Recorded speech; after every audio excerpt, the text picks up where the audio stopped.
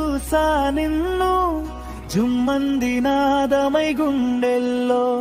జూలైలో జల్సా చేసింది మనసు నువ్వు నా పక్కన ఉన్నప్పుడు ఆగస్టులో ఆగని ప్రేమై పెళ్లి ముడి వరకు సాగింది సెప్టెంబర్లో సప్పది వేసి నీతో జీవితం పంచుకున్నా అక్టోబర్లో ఒక అకేషన్కి వెళ్ళి అందరి ముందు మురిసిపోయా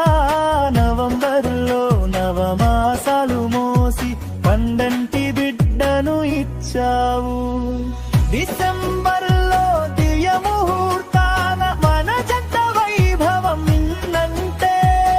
సుఖకమైన మన ప్రేమ కథ నూరేళ్ల పండగలా